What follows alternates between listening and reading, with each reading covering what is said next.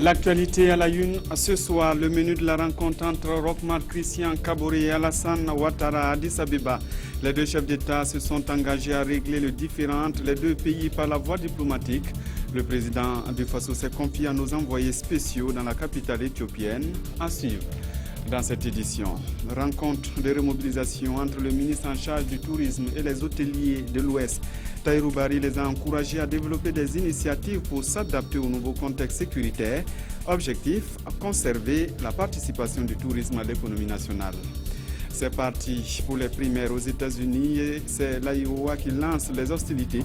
C'est une tradition depuis 1972, les forces en présence dans cette édition.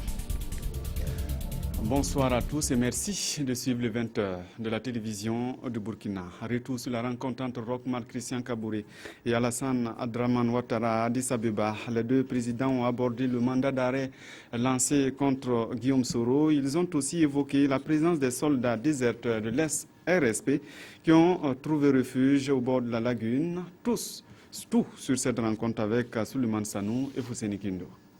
Sur le premier sujet, Alassane Ouattara et Roch-Marc Christian Kaboré ont convenu d'une mission diplomatique qui se rendra bientôt à Néburni, accompagnée des juges du tribunal militaire ayant lancé le mandat d'arrêt international contre Guillaume Soro. Certainement que le ministre des Affaires étrangères viendra avec les éléments pour que le présenter sur place au président, même si je lui en ai fait part déjà. Mais que ce soit de façon officielle également. En second lieu, la discussion entre le président ivoirien et burkinabé a porté sur les questions de sécurité avec l'attaque de la poudrière de Yimdi. Des éléments de l'ex-RSP en désertion en Côte d'Ivoire seraient à l'origine. Et pour le président Roch-Marc Christian Kaboré, des mandats d'arrêt sont lancés contre ces éléments et le Burkina Faso souhaite que la Côte d'Ivoire les renvoie au bercail pour être jugés. Dans un pays où des étrangers, où des Burkinabés sont rentrés, en plus des militaires, il nous est difficile de comprendre que depuis longtemps, on ne puisse pas savoir où ils sont ni comment ils vivent. Et nous avons demandé donc qu'il y ait un effort qui soit fait de ce côté de bonne volonté. En tout état de cause, les deux parties sont conscientes qu'une bonne volonté doit prévaloir de part et d'autre pour préserver la paix et la quiétude des deux peuples ivoiriens et burkinabés.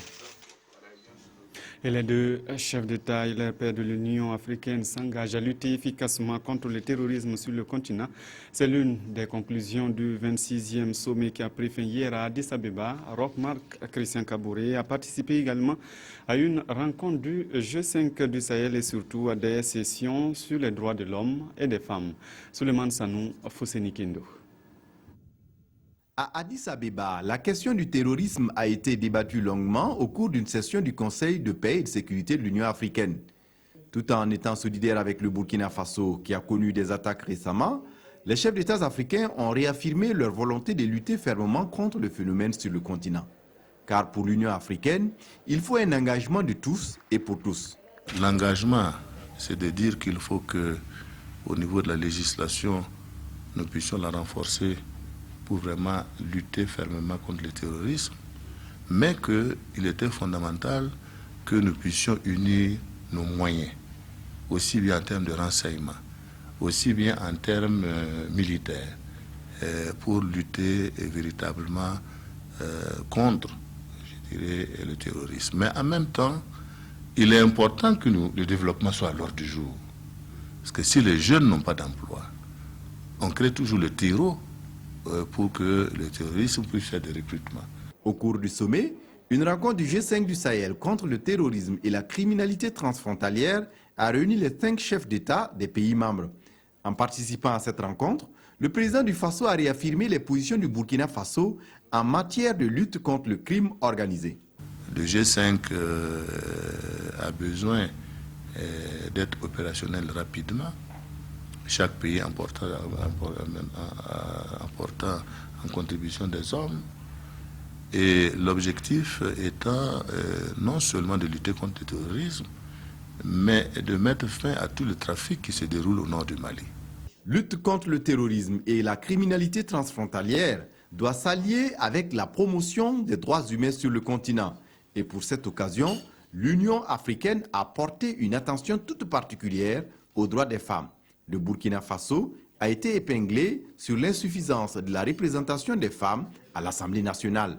Nous avons effectivement dit qu'il y avait des réflexions qui étaient en cours, car vous savez que la commission des réformes qui a été mise en place sous la transition avait proposé donc qu'on mette donc des listes zébrées qui permettent d'alterner hommes et femmes sur les listes de manière à favoriser une meilleure participation et que nous pensons que c'est des décisions qui pourraient être prises en compte lors de cette législature qui a commencé. À ce sommet de l'Union africaine, on aura une fois de plus noté une diplomatie burkinabé très agissante, orientée vers le rayonnement international du pays. Et la question du terrorisme est aussi au centre de la première session extraordinaire du Conseil supérieur de la magistrature. Le Conseil doit combler des failles au niveau du corpus juridique sur la question après les attentats de Ouagadougou. Le CSM doit relire ses propres textes pour les adapter à la nouvelle réalité de l'institution, désormais déconnectée de l'exécutif. Roger Cam, Jean-Emmanuel Ouedraogo. Sur la table du Conseil supérieur de la magistrature, la question du terrorisme. Les attaques du mois de janvier à Ouagadougou et dans le Sahel ont mis à nu les insuffisances du dispositif judiciaire burkinabé face à la menace. Il est donc devenu urgent de trouver des solutions. C'est vrai qu'on a un certain nombre d'arsenaux juridiques, mais les attentats effectivement ont montré que ce n'est pas suffisant pour appréhender tous les aspects du terrorisme. Mais ce n'est pas une mauvaise chose en soi, parce que quelle que soit la qualité du texte, je le répète, il faut le confronter à la réalité pour découvrir ses insuffisances et améliorer. De nombreux points du dispositif judiciaire sont à revoir pour plus d'efficacité face au terrorisme, à commencer par l'organisation même du système. Vous savez que chaque procureur est indépendant dans son domaine. Si ça frappe à Dori, c'est le TGI qui est compétent. Il va falloir voir pour coordonner tout cela, qu'on trouve un moyen pour que ce soit coordonné. Il faut qu'une structure soit basée quelque part pour coordonner tout ce qui peut se passer à travers le territoire, pour les enquêtes aussi bien que pour l'aspect judiciaire. L'autre enjeu de cette session extraordinaire du Conseil supérieur de la magistrature, c'est la mise en place d'un comité de résolution, une nécessité pour un CSM désormais déconnecté de l'exécutif et dont les décisions devront avoir plus de poids. Pour l'anecdote, le ministre de la Justice n'est là qu'en tant qu'invité pour l'ouverture des travaux. Oubliez les enceintes feutrées du palais de Kossiam, la nouvelle réalité, cette petite salle du Conseil burkinabé des chargeurs où il faut se faire sa place, c'est cela aussi le prix de la liberté. Le terrorisme et la sécurité préoccupent aussi les députés du comité interparlementaire de l'UEMOA. Ils sont réunis à Ouagadougou depuis ce matin avec pour objectif de se pencher sur la sécurité dans la sous-région. Des députés issus des 8 pays membres de l'espace monétaire vont revisiter le rapport de l'année 2015. Explication, Sidi Lareyienne, Zalissa Sanfo. C'est avec un souvenir pieux des victimes de l'attaque de Capuchino et de l'hôtel Splendide de Ouagadougou que le comité interparlementaire de l'UEMOA débute sa première réunion de l'année 2016. À l'ordre du jour, l'examen des différents rapports d'activité du comité de l'année écoulée et l'adoption de sa feuille de route pour la nouvelle année. Il va aussi se pencher sur son rôle à jouer dans les élections à venir au Bénin et au Niger. Ces députés membres de l'UEMOA ont aussi dans leur programme de passer en revue la situation socio-économique et politique dans les États qui composent l'Union, avec en prime les questions de sécurité. Notre sous-région, notre espace CEMOA est confronté aujourd'hui à un défi majeur qui porte sur l'insécurité des citoyens et de leurs biens. Et nous allons continuer à prendre position conformément au schéma défini par nos États pour renforcer la sécurité, la paix dans notre sous-région. Pour les grandes résolutions, il faudra attendre la fin des travaux prévus pour le 5 février prochain. Face à ces défis sécuritaires, le Burkina peut compter sur ses amis. 3 ambassadeurs sont allés faire des promesses au Premier ministre. Aujourd'hui, les représentants des États-Unis, de la Belgique, de l'Arabie Saoudite se disent tous disposés à coopérer avec le Burkina. Des domaines d'intervention ciblés ont été annoncés au chef du gouvernement. Ali Doubadini, Moumouni Soubega. 2 raisons conduisent l'ambassadeur du Royaume de Belgique chez le Premier ministre Paul Kaba-Thiéba. Le diplomate belge vient féliciter le chef du gouvernement pour sa nomination, puis aborder des questions de coopération entre son pays et le Burkina Faso. La Belgique s'est engagée, c'est à hauteur de 15 millions d'euros dans les 2 années à venir, mais en même temps, on va préparer un vrai grand programme pluriannuel dans les domaines de priorité du gouvernement. Les ambassadeurs des États-Unis d'Amérique et du Royaume d'Arabie Saoudite, eux, effectuent le déplacement pour présenter les condoléances de leurs peuples respectifs au chef du gouvernement suite aux attaques terroristes. Tout comme le précédent diplomate, ils comptent renouveler leur coopération avec le Burkina Faso. Avec les États-Unis d'Amérique, l'accent sera mis sur le développement économique et la lutte contre le terrorisme. Le compact est terminé, mais bien sûr le Burkina peut être éligible encore, mais ça dépend de comment nous allons travailler ensemble pendant cette année. Le deuxième pilier, bien sûr, c'est la coopération au niveau de la sécurité. Et enfin, nous avons le côté antiterroriste. Le développement des infrastructures sanitaires et énergétiques et des questions sécuritaires sont les domaines dans lesquels l'Arabie Saoudite envisage de soutenir le Burkina Faso. Ils ont abordé des questions, surtout la construction des hôpitaux, et surtout dans le domaine de l'énergie solaire. Plus aussi l'hôpital, ils ont abordé concernant l'hôpital de l'hémodialyse, qui est l'hôpital Ergadou, que l'Arabie Saoudite a construit. Donc en profitant aussi, pour réitérer aussi sa difficulté pour le Burkina Faso dans le domaine de la criminalité. Et pour matérialiser la bataille contre la criminalité, l'ambassadeur saoudien annonce pour bientôt un accord cadre de coopération entre son pays et le Burkina Faso. Pendant ce temps, le ministre de la Culture et du Tourisme rassure sur l'accueil dans les hôtels du Burkina. Tahirou Barry est allé à la rencontre des promoteurs d'hôtels, des hauts bassins et des cascades. Il a profité de cette visite pour visiter le village atypique de Koro et le centre Djelia de Bobo-Dioulasso. Bitibie Naon, Ali Traoré.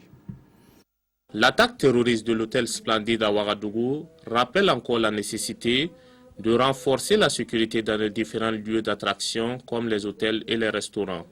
Cette question de sécurité était sur la table des discussions entre le ministre en charge du tourisme et les propriétaires de ces établissements. Il est venu échanger avec nous sur ces questions de sécurité-là.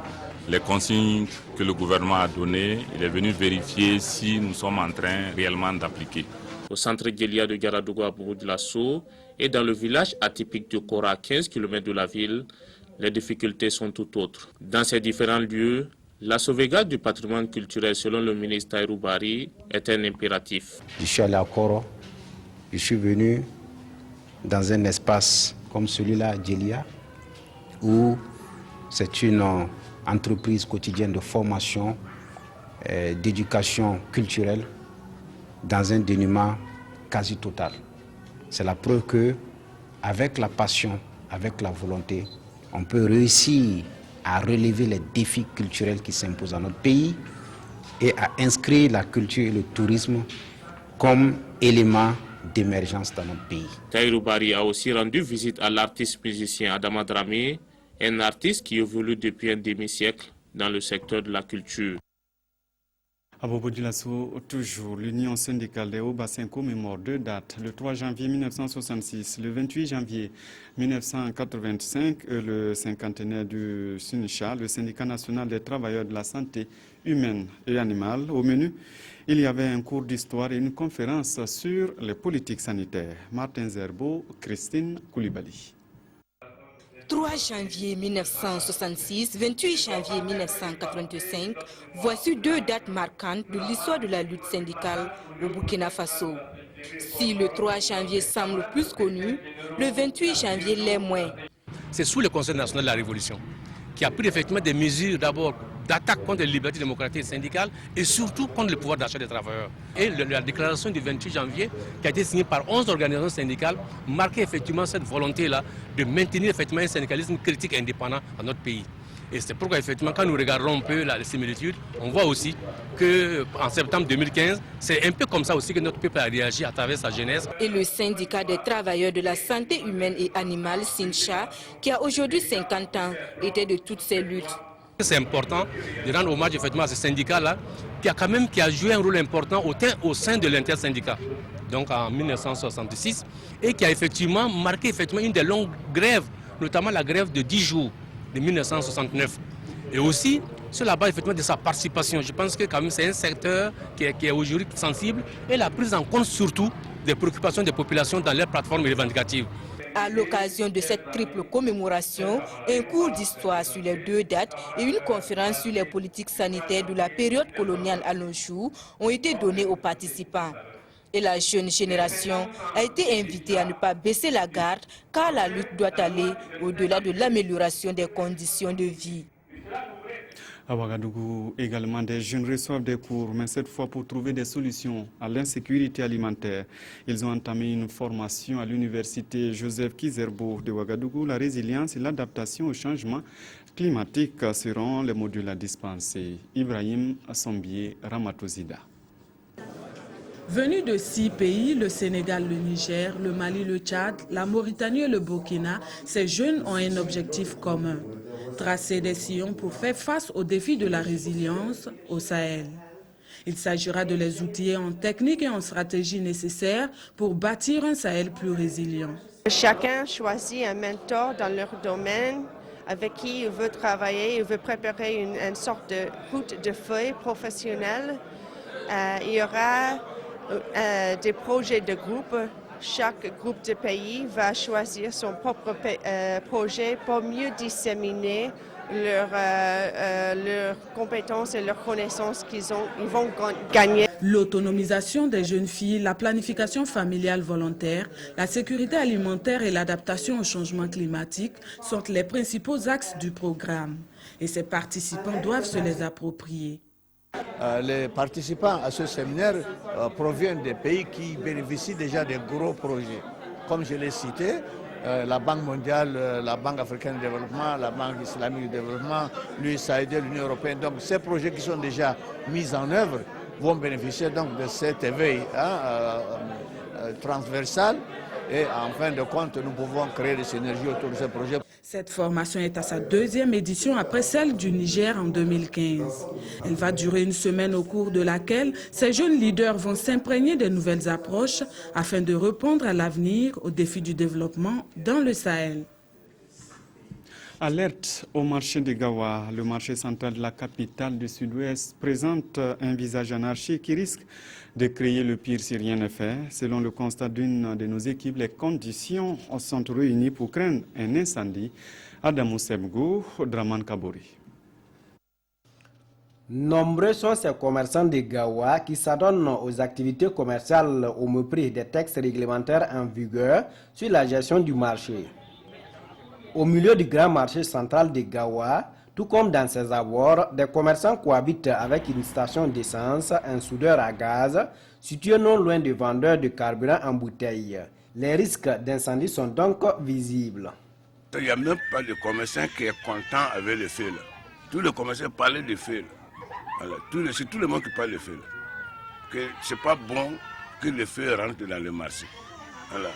Si ce n'est pas à Gawa, même il n'y en a même pas. Cette vendeuse d'Akeke, fruit du poisson à l'aide du feu de charbon, au milieu du grand marché central de Gawa, bien qu'elle ait été à plusieurs reprises interpellée par les acteurs de la collectivité. C'est le frigo là qui m'intéresse pour le moment parce que le commandant là est venu ici plusieurs fois.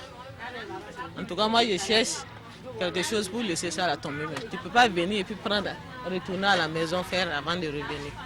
Si on gagne un frigo, là matin bonheur, on peut faire et puis venir ça avec ça au marché. Le président du COSES, le comité de gestion du marché central de Gawa, qui ne sait plus à quel sens se vouer, pointe du doigt l'autorité communale. Mais c'est la mairie qui veut dire, bon, prends convocation, allez dans la personne. Là, ils vont partir là. C'est nous qui gestion de marché, et nous qui sommes commissaires de gestion de marché, mais le marché appartient à la mairie. On a des incendies partout dans les marchés. C'est mieux que des dispositions soient prises, que vraiment ça n'arrive pas au niveau de Gawa. Donc c'est mieux de commencer à éviter l'ensemble des situations qui peuvent occasionner vraiment un incendie. Tous ont intérêt à prendre le taureau par les cornes pendant qu'il est temps afin d'éviter une éventuelle catastrophe quand on sait que la région du sud-ouest ne dispose pas pour le moment d'une brigade des soldats de feu. L'une des caractéristiques de ce marché, justement, la cherté des légumes. Le sud-ouest recueille pourtant une bonne quantité d'eau, mais les retenues ne sont pas toujours légion et la maraîchère-culture ne semble pas rentrer dans les habitudes sur place. Constat Issa Kanana. De Bobo Djoulasso, c'est à 5h45 ce mardi matin que ce camion est arrivé au marché central de Gawa avec à son bord des légumes, notamment de la courgette, du poivron, de la carotte, des choux entre autres. Pourquoi ces vendeuses se ravitaillent-elles dans les jardins maraîchers de Sia? Ils ont culture, mais c'est que c'est peu. Ça ne peut pas servir Gawa. C'est à quoi ils sont pas chercher là-bas. Leur jardin n'est pas grand comme ça, comme ceux de Bobo. S'ils veulent vendre comme ceux de Bobo, ils ne vont pas s'en sortir avec les dépenses qu'ils ont faites. Donc, comme ce n'est pas beaucoup, eux aussi ils vont comme nous pour s'en sortir.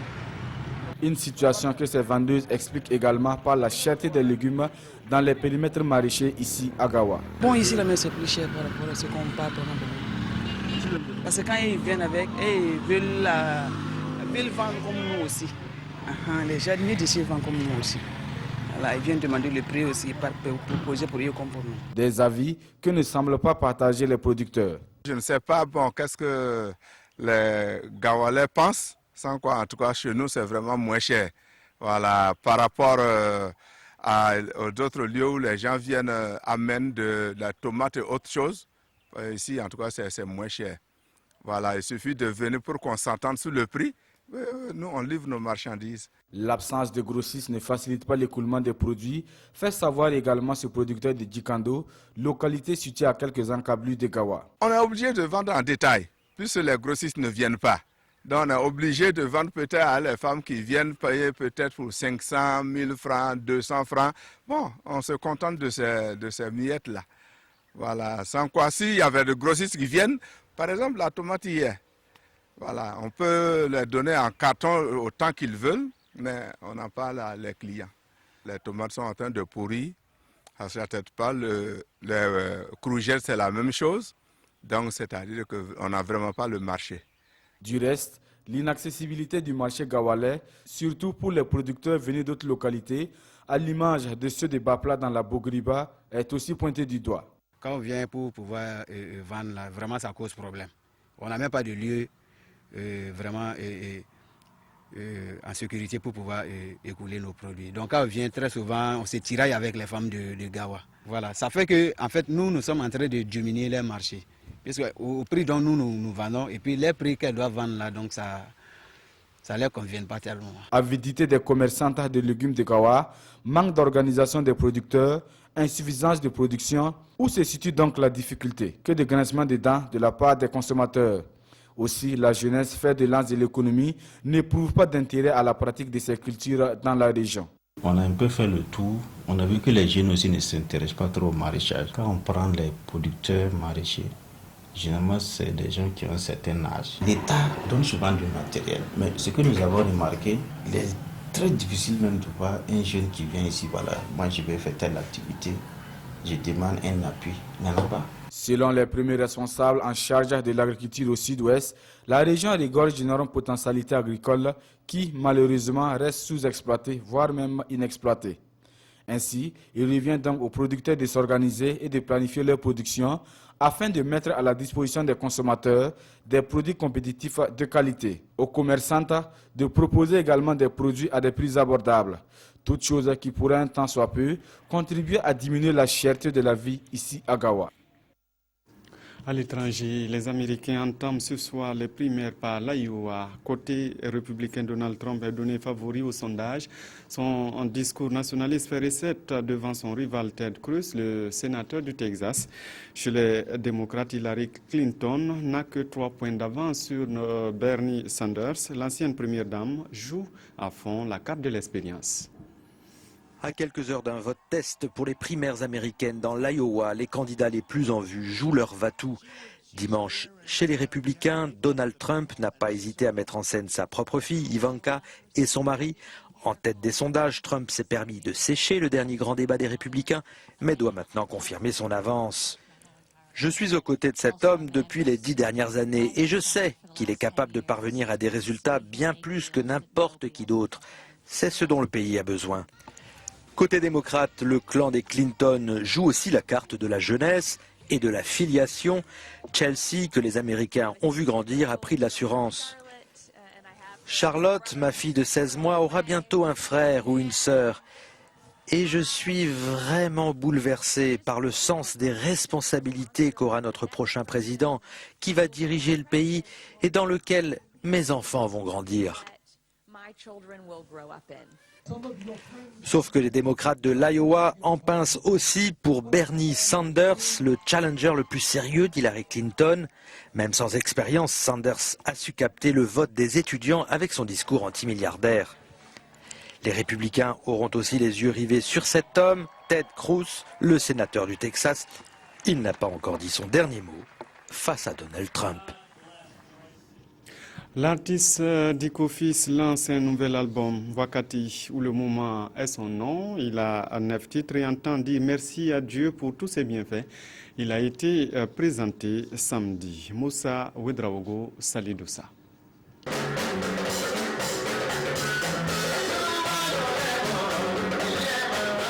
Après son album Finatawa en 2014, l'artiste Dicko Fils est de retour sur le marché discographique avec un nouvel album, Wakati. Wakati signifie le moment en langue fulfulde. Il tient lieu d'action de grâce. C'est le bon Dieu, on dit quand le moment n'est pas arrivé, on ne part jamais, quoi. Et avec la prière, la bénédiction de tout un chacun de vous, voilà, c'est pour cela que j'ai décidé de baptiser cet album-là, Wakati. Dans un rythme où la tradition Peul et Djoula domine, l'artiste aborde plusieurs thématiques dans cet album de 9 titres. La positivité de tout un chacun dans la vie, de tout ce que tu fais. Et on parle aussi de l'Imania, ça veut dire que l'Imania en Bambara, ça veut dire il faut croire. Voilà, il faut croire, tout ce qui t'arrive là, il faut mettre le bon Dieu au-dessus de tout, quoi. Voilà, on parle de la paix, l'amour. À cette soirée dédicace, le public a pu vivre en live quelques titres de l'album.